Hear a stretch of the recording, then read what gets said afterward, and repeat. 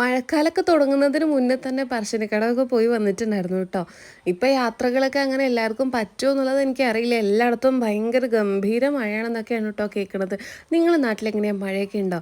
പറശ്ശിനിക്കടവ് പോയി കഴിഞ്ഞപ്പോൾ ഞാൻ കമ്മലൊക്കെ കുറേ ഇങ്ങനെ നോക്കുമായിരുന്നു കേട്ടോ. എനിക്ക് ഒരുപാട് ഇഷ്ടമായി. ചിലതൊക്കെ പിന്നെ നമ്മളുടെ അടുത്തുള്ളതും കോമൺ ആയിട്ടുള്ള കളേഴ്സും പാറ്റേണും ഒക്കെയാണ് കേട്ടോ. അതിനുശേഷം ഞങ്ങൾ ഇതെല്ലാം കഴിഞ്ഞ് ഞങ്ങൾ ഫോട്ടോ സെൽഫി എടുക്കുക. ഞാനും അച്ചോളും ഇങ്ങനെ സെൽഫി എടുക്കുക. ഈ ഒരു വൈറ്റ് ചുരിദാർ സെറ്റ് നല്ല ഭംഗിയായിട്ടോ കാണാൻ. ബോട്ടത്തിൻ്റെ താഴേക്ക് ലേസൊക്കെ വെച്ച് ഫുൾ ഹാൻഡ് വർക്കാണ്.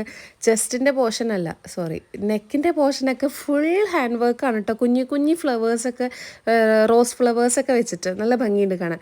അതിനുശേഷം മുത്തശ്ശി ഇതാ പട്ടര, അമ്മ ഇതാ അമ്മിയാരൊക്കെ പിടിച്ചിങ്ങനെ നിൽക്കുകയാണ് കേട്ടോ. നല്ല ഭംഗിയില്ല, ഇങ്ങനെ തലയാട്ടുന്ന ബൊമ്മ പട്ടരാണ് കേട്ടോ. നല്ല ഭംഗിയുണ്ട്. നമ്മളവിടെ ഉണ്ടായിരുന്നു കേട്ടോ. അവിടെ ഷോക്കേസിൽ എപ്പോഴും ഇരിക്കുന്നുണ്ട്. പക്ഷേ അതിൻ്റെ കഴുത്തിന് എന്തോ പറ്റി.